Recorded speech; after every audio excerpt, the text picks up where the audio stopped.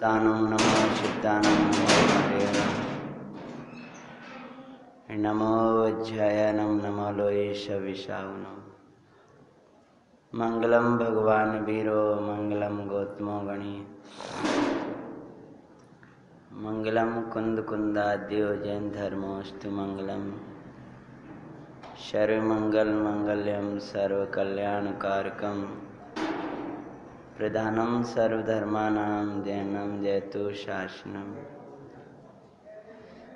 नमयो निजिनं वीरम् अनन्तवर्णानदंशनसहाबं बोच्छामि नियमसारं केविली श्रुति केविली भणिदं नमः समय साराय स्वानुभूत्या चकाशिते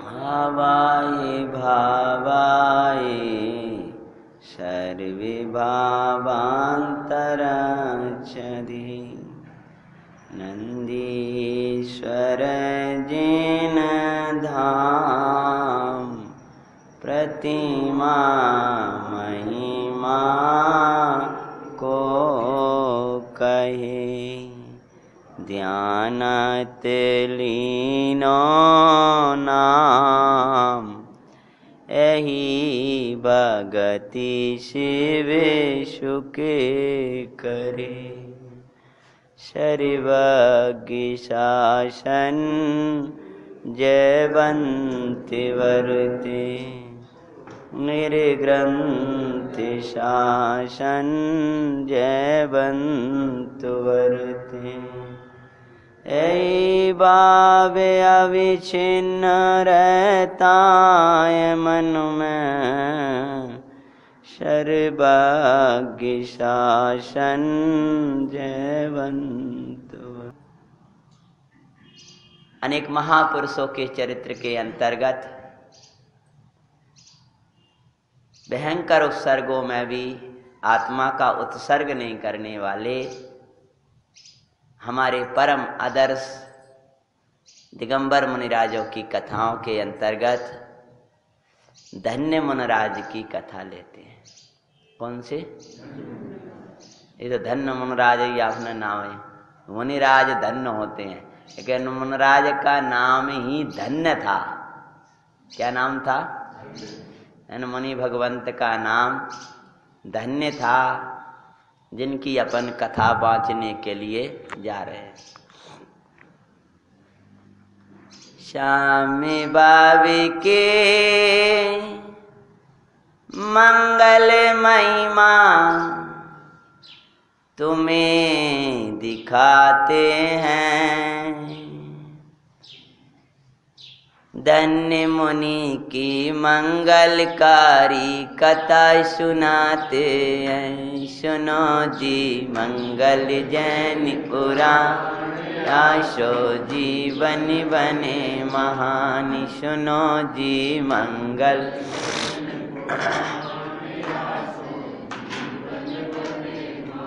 हाँ भैया 2 मिनट में और भी जो खोलना हो वो सब खोल दो, नहीं फिर एक जन दूसरा खोलेगा तो ऐसे कोई दिक्कत नहीं है। जो भी हो खोल दो। इनके पूर्व की ओर चलते हैं। धन्य मुनि कौन से हैं?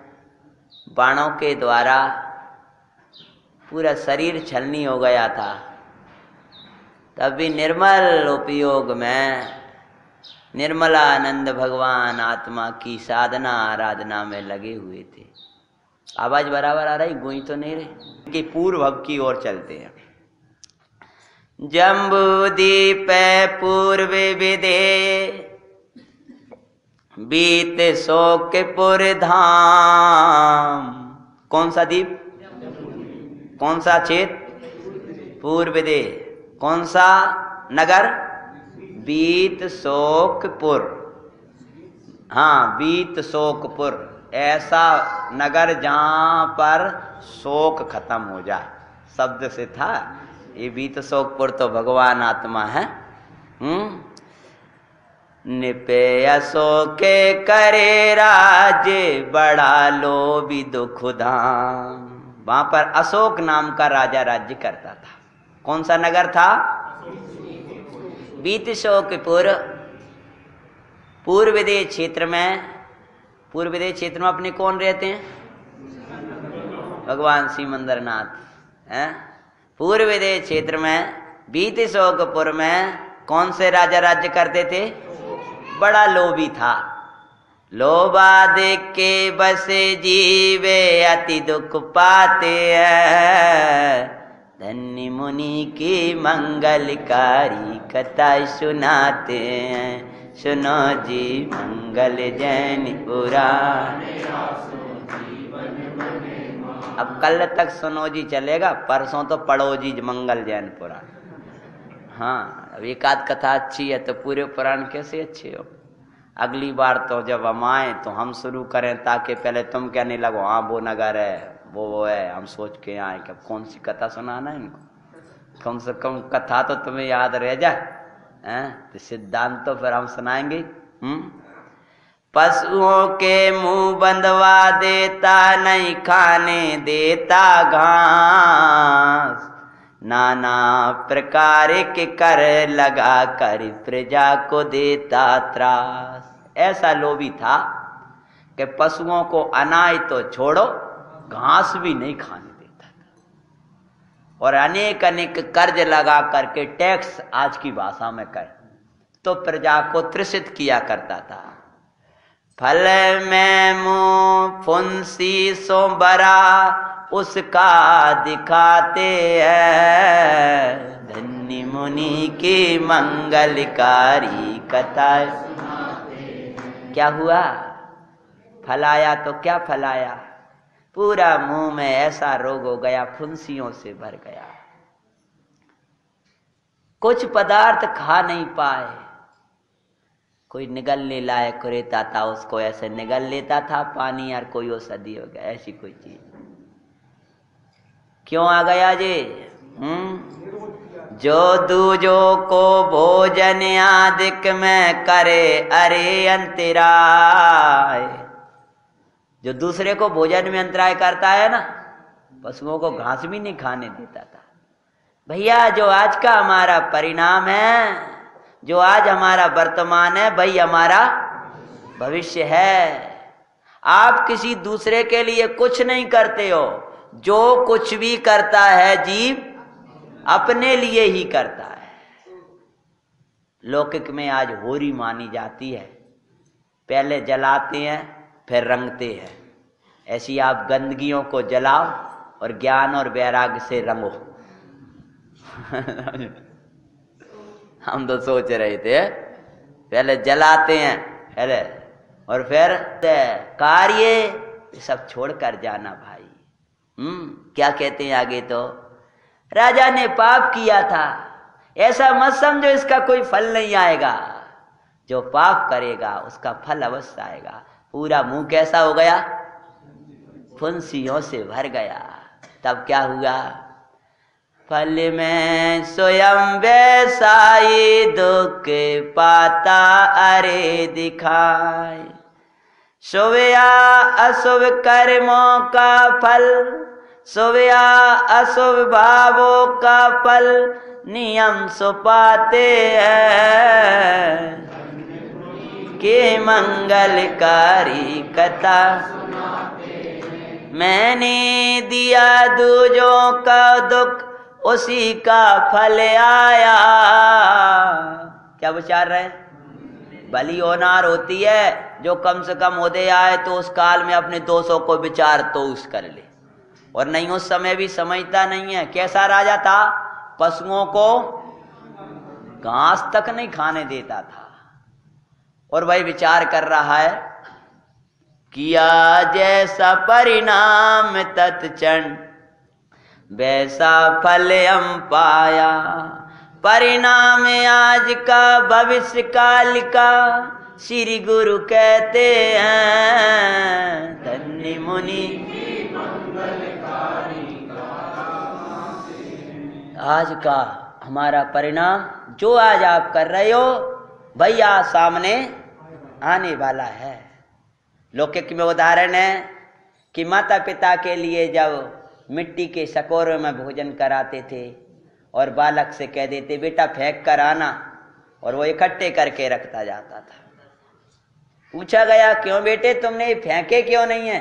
कि पापा जी आपको तो इतना ठीक है, इतना हमारे पास में व्यवस्था है कि आप बर्तन ले आते हो, लेकिन मेरे पास इतनी व्यवस्था नहीं हुई और मुझे आपसे भी ज्यादा लोभ के परिणाम आएंगे, तो मैं कहां से ये बर्तन लाऊंगा? जब आप बूढ़े हो गए तो इन्हीं में तो खिलाऊंगा। तब समझ में आया कि जो हम व्यवहार कर रहे हैं वही व्यवहार अपने लिए आगे मिलने वाला है। जो आप बोल रहे हो, जो आप कार्य कर रहे हैं, वो आपका भविष्य है। समझ लो, राजा का मुंह भर दिया किसने? दूसरे ने नहीं भरा, उसके परिणाम ने। सोच रहा है कि किसी दूसरे ने नहीं, किसी के। आज हम जो कुछ हमारे साथ में होता है भाई किसी का अभिशाप नहीं, अपने परिणाम है।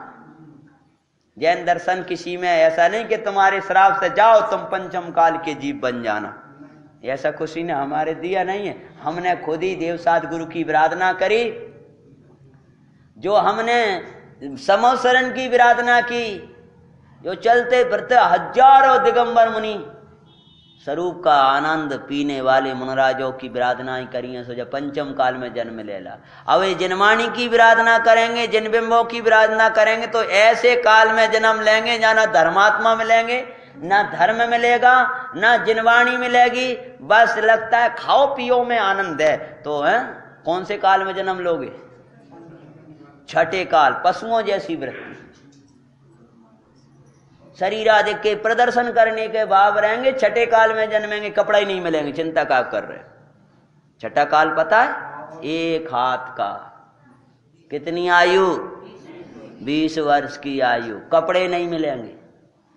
ऐसी पशुओं की तरह, जो पशुओं की तरह पाश्चात्य संस्कृति में जी रहे हैं ना, उनका क्या होगा?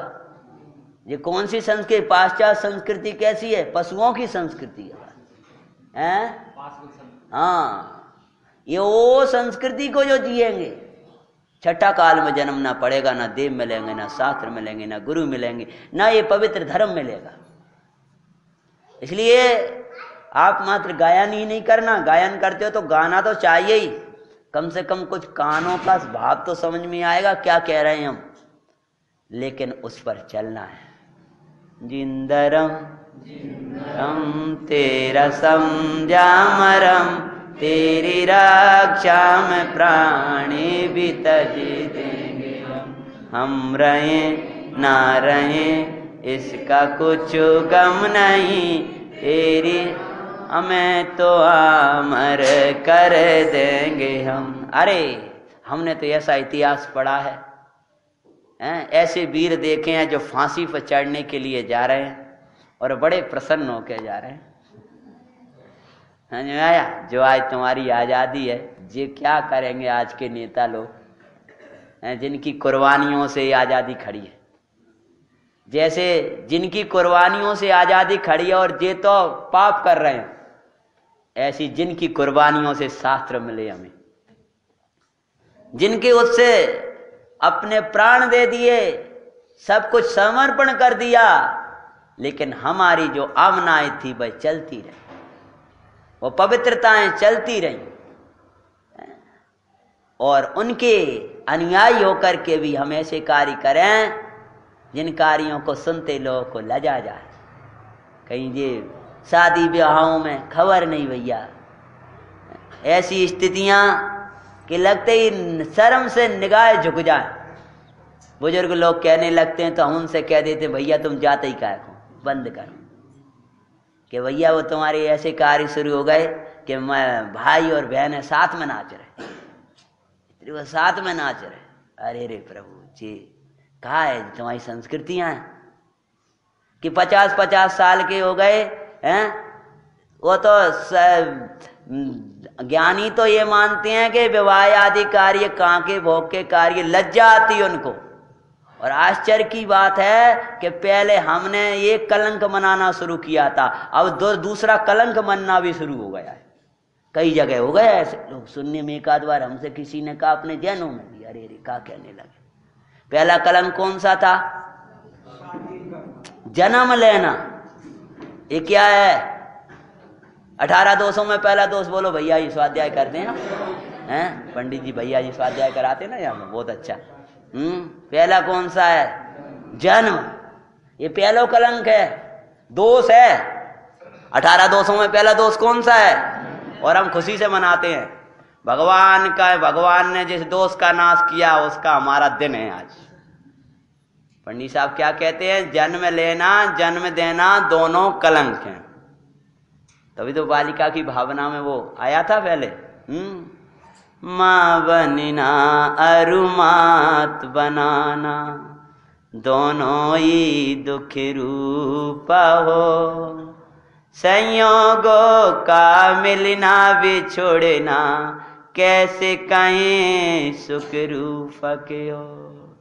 जिन वाणी सुने हो संभाला नहीं भी हो से अब होना है, माँ भोगों में नहीं पसीना अब। बच्चों की बहनों की दृष्टि से है तो अनंत मती सा होना है, कुंद कुंद सा बनना है। जन्म लेना, जन्म महोत्सव, कलंक का उत्सव। काय का उत्सव मना रहे? बर्थडे। भाई साहब क्या बोलते हैं? बर्थडे। अरे कन्या लाने वाले हो भाई साहब के वक्त तो याद रहना चाहिए। काय को दिन? कहा जन्मे थे? क्या मना रहे हो? अरे रे भाई, पहला कलंक। और सुनने में आ जाता है कई बार कि दूसरा कलंक। हाँ बस करना चाहिए। दूसरा कलंक कौन सा कलंक? कि जन्म लेने के बाद तो संयम धारण करना चाहिए। मनुष्य जन्म की शोभा तो संयम में, लेकिन कोई राग और मोह के उदय में गृहस्थी में फंसना पड़ता है। परंतु बार बार वे याद तो नहीं करो जाए कि साहब वर्ष हो गई कि आज हमारी कौन सी वर्ष है? कैसा बोलो, समझ गए? विकास काय की वर्ष है? अरे तुम बोल दो, हमें अच्छा नहीं लगेगा दी से, हमें तो नाम लेना बुरा लगता है। पता सब है जीवत सब जो जारत रहे, लेकिन हमें तो नाम लेना बुरा लगता है। लोग बाग बताते कि 50-50 साल के होने के बाद वे सब परिवार के बैठे हो, माला डल रही हो, मंच बन रहा है और वे हो रहा है और उत्सव मनाया जा रहा है। रे भगवान, आज हमारी मम्मी पापा के हैं, हाँ वही तो कह रहे हैं भैया जी सब बोले देते हैं आप। हाँ, हम किसी व्यक्ति विशेष से नहीं कह रहे। अगर कदाचित क्योंकि जिस शहरों की संस्कृति कहीं हमारे पवित्र गांव में ना आ जाए, ये पवित्रता ये अपवित्रताएं कहीं हमारे इधर ना आ जाए, ये विकृतियां हमारे यहां प्रवेश ना कर जाए, इसलिए भैया क्या कहें, याद करने लायक नहीं है ये पाप के कार्य, शर्मने लायक है। अरे रे क्या करें, उस दिन तो ऐसा लगना चाहिए। पता है हमारे तीर्थंकरों ने तो जन्म के दिन को वैराग में परिवर्तन किया, याद है? ऐसी आप उस दिन को ब्रह्मचर्य में परिवर्तन करो तो महोत्सव मनाना। अगर आपका ये लगे कि आज हमारा शादी का दिन था, अब तो बहुत दिन हो गए, ये आप जिस कलंक को इस दिन को खत्म करें, उसी दिन श्री जी के सन्मुख जाना, सब समुदाय को बुलाना, पुत्र को अपना सब सौंपना, गोला चढ़ाना, ब्रह्मचर्य धारण कर लेना, तो मनाना कि वो कलंक का दिन अब अच्छे दिन के रूप में हो गया। नहीं, कोई मनाने लायक नहीं, याद करने लायक नहीं। अब तो याद जब आए तब ये सोचना कि वो दिन कब आएगा जब इसी दिन में संयम लूंगा। हमारे तीर्थंकरों ने जो भी जन्म के दिन आए, हम अधिकतर जन्म का दिन और एक ही दिन है। इन्हें मैं कहता हूं जन्म मनाओ तो उनके जैसे मनाओ जैसे आदिश्वर ने मनाया। इधर लोग जयंती मना रहे थे और वे वैराग्य भावना वा रहे थे। या आदिनाथ ले लो, अजितनाथ भगवान ले लो, अधिकतर जन्मदिन और दीक्षा दिन एक ही जैसा है। राजा ने सोचा जो मैंने किया है वह वास्तविक रूप से मेरे ही परिणामों का फल है। आज जो हम कर रहे हैं भाई अपने ही परिणामों का फल है भाई। इसलिए अब क्या करना चाहिए? पश्चाताप होने लगा। प्रथम कार्य होना चाहिए हमेशा अपने दोषों पर, अगर गलत है तो गलत को गलत समझने लगे। यदि आप गलत को गलत समझने लगे तो समझ लो सही रास्ते पर चलने का मार्ग आपको मिल जाएगा। और क्या सोचने लगा? जब पूरा शरीर, पूरा मुंह फुंसियों से भर गया था, असहाय वेदना, कर्म चाहे राजा हो चाहे रंक हो, किसी को नहीं छोड़ता है। राज वैदिनी शुद्ध प्रासुक औषधि थी बताई, औषधि शुद्ध हो तो लूंगा, नहीं अवक्ष लूं दुखदाई। क्या बोला के वैद्य जी? औषधि तो वो ही लूंगा जो योग होगी, शुद्ध होगी, क्योंकि बहुत पाप कमा ली, अब तो अंत में देह छूट रही है, हैं? बहुत कमाए पाप अब तो इनसो घबराते हैं,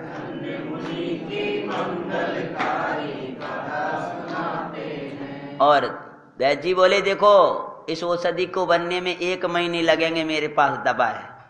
उसकी घुटाई करी, सब जुड़वाया और तैयार करवा दी। लेकिन राजन, यदि यह औषधि आपने सेवन कर ली तो आपका रोग नियम से चला जाएगा, पर यदि ये कहीं इधर उधर चली गई या बर्बाद हो गई तो फिर मेरे पास ये औषधि अभी उपलब्ध नहीं है, फिर तो 1 साल बाद इस जड़ी को मैं ला पाऊंगा, तब बना पाऊंगा।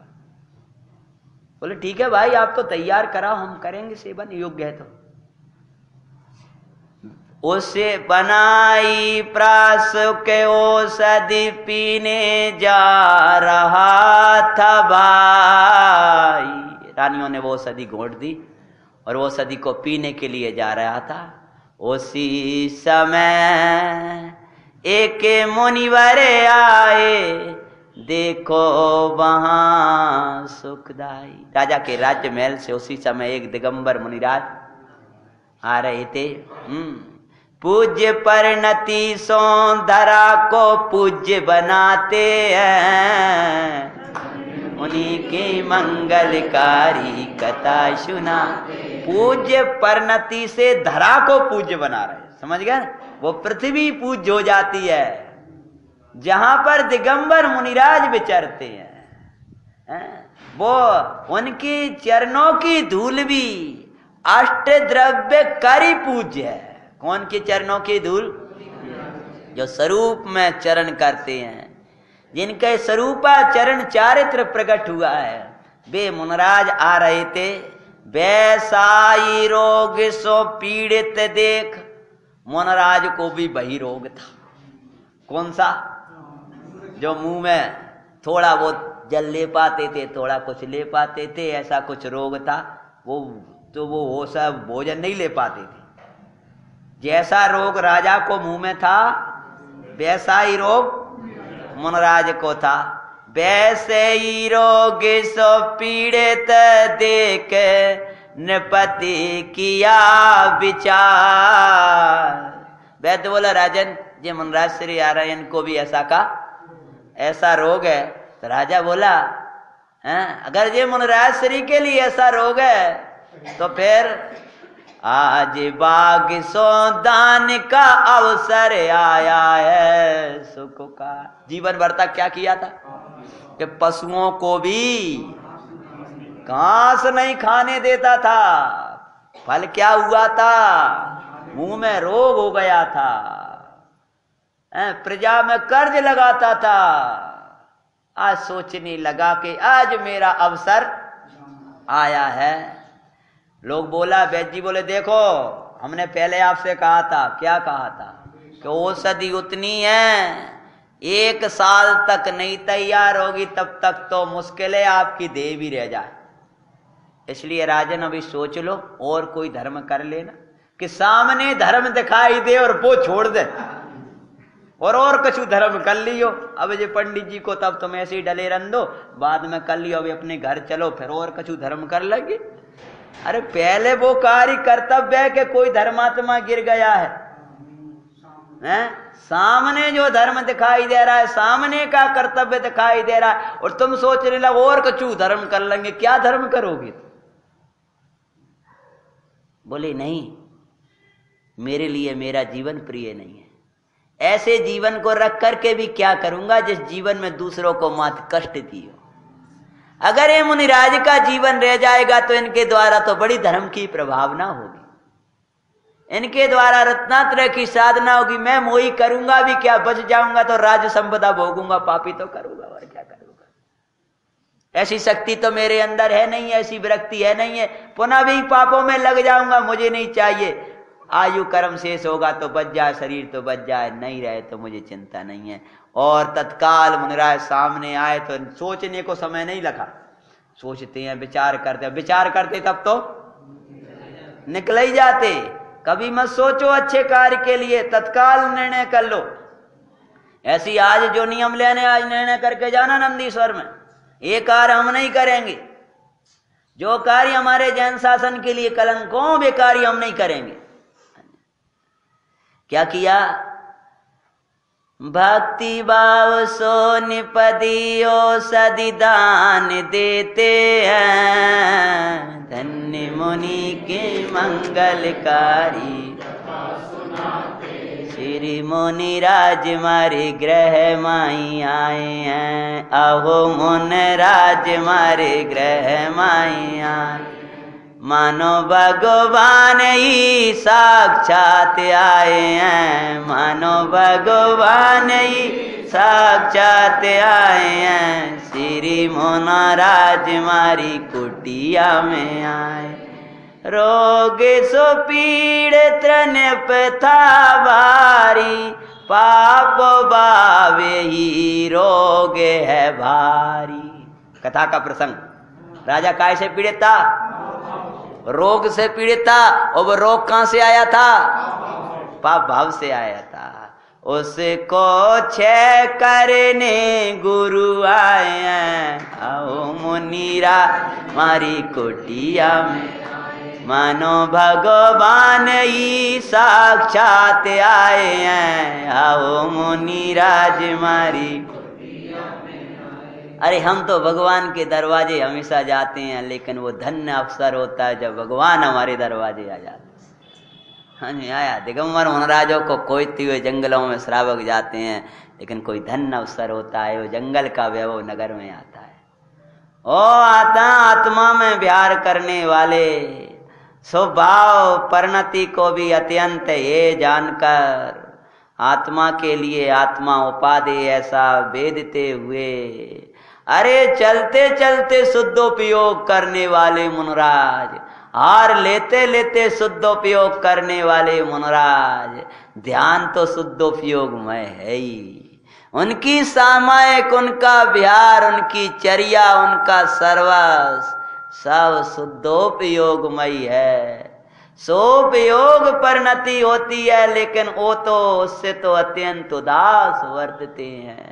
ऐसे मुनियों के हम दास अनुदास, ऐसे दिगंबर मुनि, ऐसे मुनिराज मतलब भगवान। ये नियम सार में तो ऐसा लिखा है, शोवस योगी और बीतराग सर्वज्ञ में जो अंतर करता है, अंतर मानता है, वो मूढ़ है। सोवस योगी मतलब दिगंबर मुनि, और बीतराग सर्वज्ञ भगवान में जो अंतर मानता है वो मूढ़ है। मुनिराज सामने आ रहे हैं।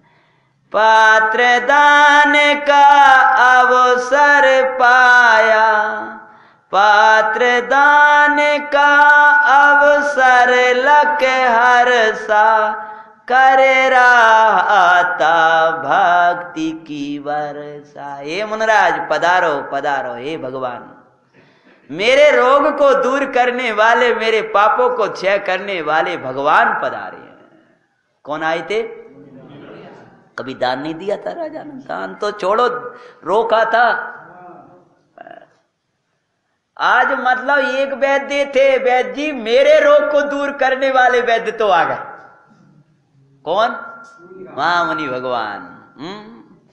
पड़ गान करने पति हरसाए, आओ मुनिरा कुटिया में। तुम्हारी लाइन बोल दो। आत्रो आत्रो तेष्टो तेष्टो भूमि सोते मुनि को बत श्रावक चंदन चौकी पुराए हैं आओ मुनि राज मारी कुटिया दे दीव औषधि भक्ति भाव सो औषधि आ गई ना दे दी अंजलि में दे दी औषधि भक्ति भाव सो ज्ञाता भाव सो सहज भाव ज्ञाता भाव सो अकर्ता भाव सो माना हमने महाराज को औषधि दे दी अपनी वे बहुत वैसे थे फिर देखो उनको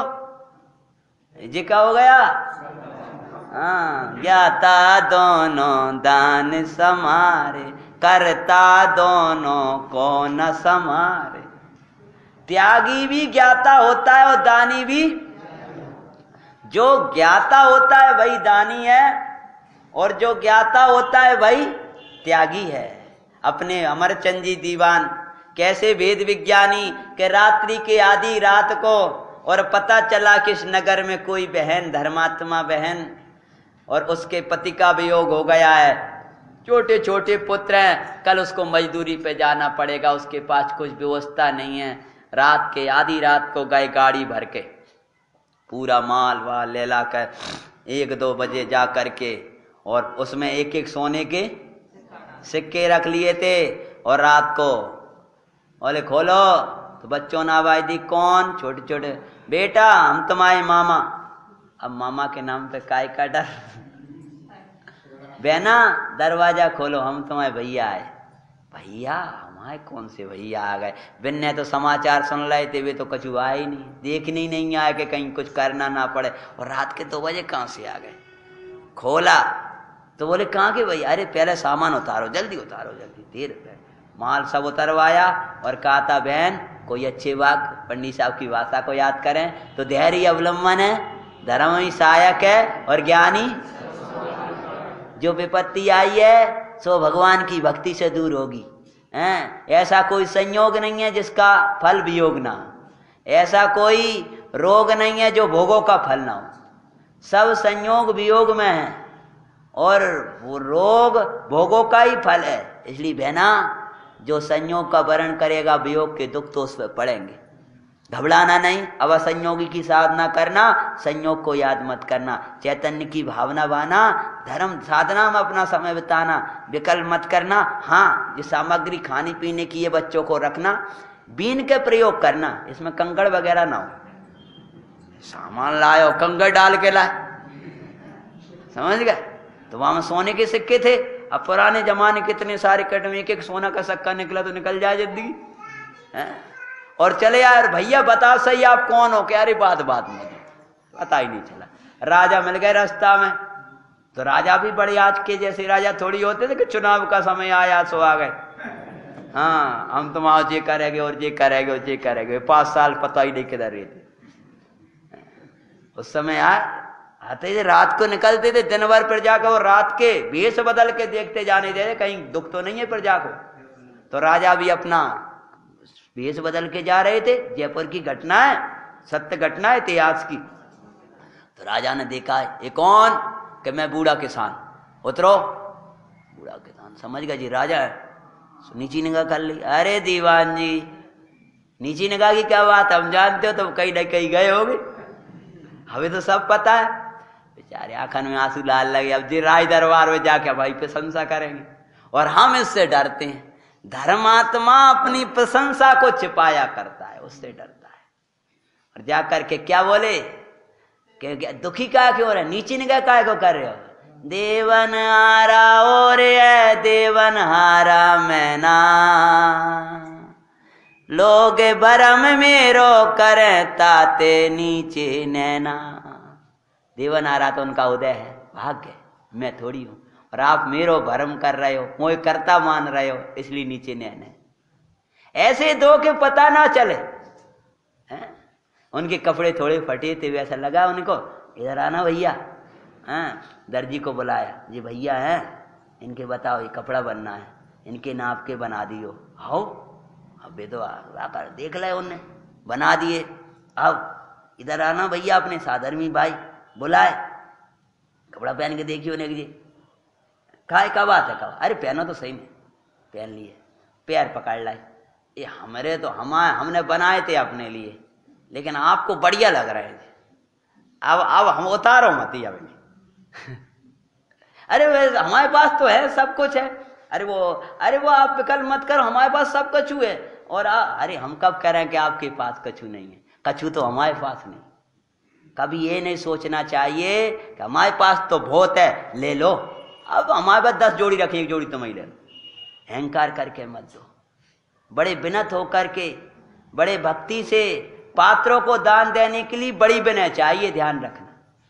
बहुत विनय होगी, बहुत भक्ति होगी तो पात्र दान कर पाओगे। अहंकार वाला व्यक्ति पात्र दान कभी नहीं कर पाएगा, ध्यान रखो। और उसकी अंदर की वात्सल्यता होगी तो वो कर ले पाएंगे। सब कहते हैं ना, कई बार अपन ऐसा कहते हैं कि भैया कछु जरूरत हो तो कह देना, तो ध्यान रखना पात्र होंगे सो मांगेंगे नहीं, और मांगने लगेंगे सो पात्र नहीं रहेंगे। तो अब क्या करे साहब, तो सब है तो है नहीं, तो उपयोग को सूक्ष्म करना पड़ेगा।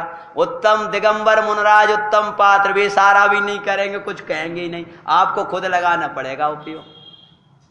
हैं क्या हुआ, ज्ञाता भाव सो सहज भाव सो वही औषधि दान कर रहा है राजा। और दे दियो सदी भक्ति भाव सो, ज्ञाता भाव सो सहज भाव सो, पुण्य की वर्षा बाप दिखाए, आओ मुनिराज मारी गुरुवर के द्वारे पर नित में जाता, आज गुरु मारे द्वार पे आए, देख के नैनन से नीर बहाए, आओ मुनिराज मारी। और इस प्रकार से हार दान होने के बाद वे महामुनिराज तो विहार कर गए। 12 वर्ष का रोग था। कितने दिनों से? पहले छोटा छोटा होते बढ़ता जा रहा था, और 12 वर्ष का रोग, वो औषधि का सेवन किया और चला गया। ऐसे निरापद चैतन्य तत्व की भावना हो सुखदाई, अहो अनादि में त्यात्व आदि के भावों की औषधि बाई, निराम प्रभु के ध्यान सो सब रोग विनसते हैं, उन मुनि के मंगलकारी कथा सुनाते हैं, सुनो जी मंगल।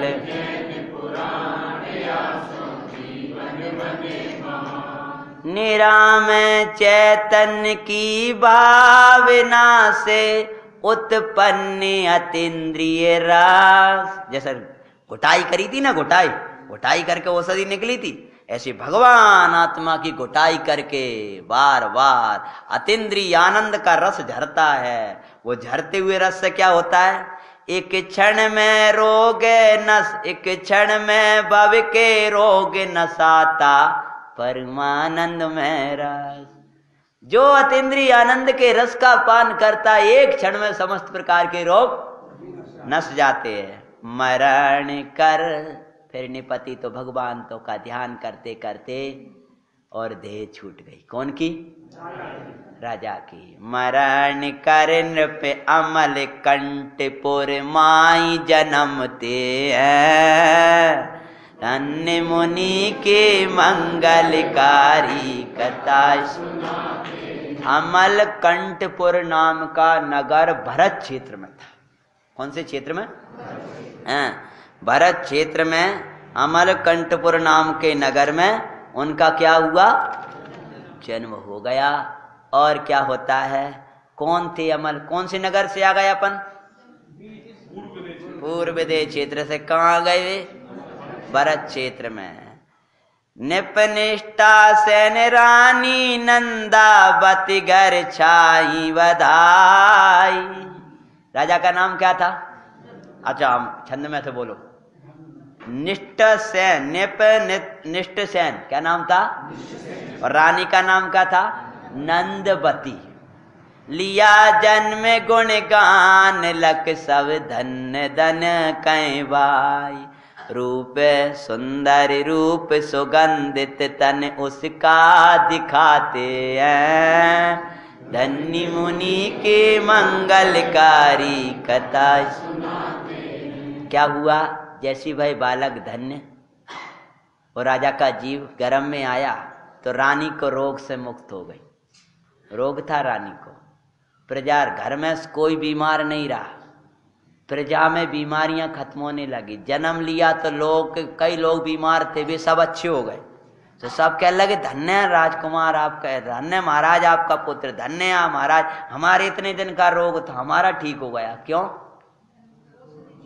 औषधि दान दे करके आया है। बरनी जी कहा करते थे भैया पहले हमने औषधि दान नहीं दी होता से ये बीमार शरीर ऐसा मिला है।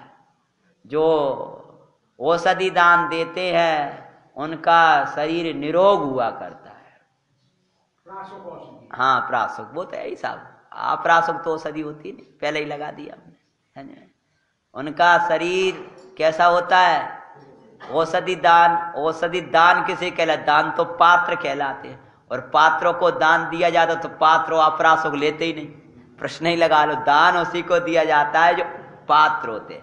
दिगंबर मुनि, देशव्रती श्रावक और सम्यक दृष्टि श्रावक तीनों ही आयोग के औषधि आदि के नहीं लेते हैं, तीनों ही अवक्ष का सेवन नहीं करते हैं, तो वो ही लगा लो अपने आप ही, है ना। क्या हुआ? बड़ा चारों तरफ की जय जयकार है। और ऐसा देख करके इसलिए राजा ने क्या नाम रख दिया उनका? धन्य कुमार नाम रख दिया। धन्य है कुमार, धन्य ही नाम था वो, धन्य कुमार से वो दूसरी कथा में चला जाए।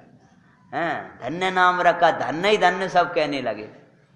सुने प्रशंसा धन्य नामी, निपति ने दिया सुखकार। मंगलकारी संस्कार देती माता अविकार। ओ मेरे वीर कुंवर तुम, सुदातम ध्यान लगाना। चौगति में नाई रोलना, ध्रुव पंचम गति को पाना। आज मदन रेखा लोरी सुनाएंगी रात्रि में अपने पुत्र को, शायद आज सुना पाए कल सुना पाए। हम सोच रहे थे कथा पूरी कर देता, 4-10 हो गए पूर्व की कहानी में ही। तो हो सकते हो आज सुनाए कि कल सुनाए, लेकिन सुनाएंगी। पलना के समय में अपने पुत्र को पलना झुला रही थी, और वो पलना काय का झुला रही थी। आप रोते हो, हम आपकी सब व्यवस्था होने पर भी जंगल में एक फटे से कपड़े में अपने पुत्र को डाल लिया और ऐसे डोरी पकड़ कर लोरी सुना रही हैं। और कैसी सुना रही हैं? तुम अच्छे मेलन में नहीं सुना पाओगे, बड़े प्रसन्नता से। धर्मात्मा जो उदय की सामग्री मिल जाती है उसमें कर्म के उदय का विचार करके प्रसन्न रहते हैं। आप यदि हर परिस्थिति में प्रसन्न रहते हो तो आप जैन शासन की प्रभाव ना कर रहे। लोग कहने लगेंगे सब लुट गया आपका, और आपसे ऐसा कहा, प्रसन्न किसके बल पर हो? कि जिंदरम तेरा समझामरम, तेरी रक्षा में प्राण भी तजे। हम कभी भी अपनी आंखों में आंसू नहीं बहाएंगे। हम किसी भी स्थिति में कम कर्तव्य मूड नहीं होंगे। क्या करें? अब बताओ, तुम ही बताओ पंडित जी, क्या करने लगे? कि क्या करने लगे? छेड़ाले ऐसे ही रटिए ताते जिनवर कथित। बस इतना ही, ज्यादा हमें नहीं सुनना, बस इतना ही बहुत है। लड़का छोड़कर चला गया, तत्वाभ्यास करीजिए। क्या तत्वाभ्यास करीजिए? कि हम भी जनवाणी को छोड़कर चले गए होंगे, हम भी वहीं की वहीं पूजा करी, और वहीं की वहीं वो द्रव्य छोड़ा, और वहीं जनवाणी ऐसी की ऐसी छोड़ी और चले गए। वो पीठ देकर चला गया लड़का, तुम जनवाणी को देवसागुरु को पीठ देकर चले गए होगे। तत्वाभ्यास करीजिए। कि जी तत्वाभ्यास है? कि हाँ, तत्व मतलब वस्तु के स्वरूप का करणान योग के अनुसार जो आपने परिणाम किया है वो उसका फल है। तत्वाभ्यास करीजिए। क्या तत्वाभ्यास करीजिए? जो छोड़ गया है वो छोड़ गया है। अरे छोड़ गया, उसको मुझे छोड़ना था। ये तो भली बात है कि उसने मुझे पहले छोड़ दिया है? अगर उन्होंने छोड़ दिया तो हम जाकर अपनी साधना आराधना में करें रहें, हम क्यों को याद करें? पुत्र का जन्म हो गया, माता मंगलकारी संस्कार दे रहे हैं, और मंगल संस्कारकारी संस्कार पाते पाते बालक युवा अवस्था माई प्रवेश उनका दिखाते हैं। नीके मंगलकारी कथा सुनाते हैं। सुनो जी मंगल जैन पुराण, याशो जीवन युवा अवस्था में प्रवेश हो गया। विराम दे हैं क्यों भैया? हाँ, इससे आगे का उनकी दीक्षा, जंगल में अद्भुत साधना, और जो मैं मुख्य प्रसंग है, ये तो पूर्व का तो प्रसंग गौण है। जो प्रसंग है वो तो इसी भव का है। जाकर के अभी आगे जाकर के निर्जनों में एकाकी अपने आत्म तत्व का ध्यान। अभी तो माता पिता आकर प्रस्ताव रखेंगे कि बेटा तुम विवाह करो, तो विवाह करेंगे कि नहीं करेंगे, फिर किस प्रकार से दीक्षा को धारण करेंगे, और वो जो पूर्ववत का कर्म था वो अभी भी उदय में आएगा। कौन सा वाला? औषधि दान दे के आए थे तो प्रसिद्धि मिली, रूप सुंदर मिला, लेकिन वो अंतराय किया था तो फिर वो उदय में आएगा। लेकिन अब घबराने की बात, क्योंकि अब तो भगवान आत्मा मिल गया है। वहां जाकर निर्जनों में कैसे बाण लगेंगे और वे निर्वाण साधेंगे, पूरे शरीर में बाण लगेंगे और निर्वाण की साधना करेंगे।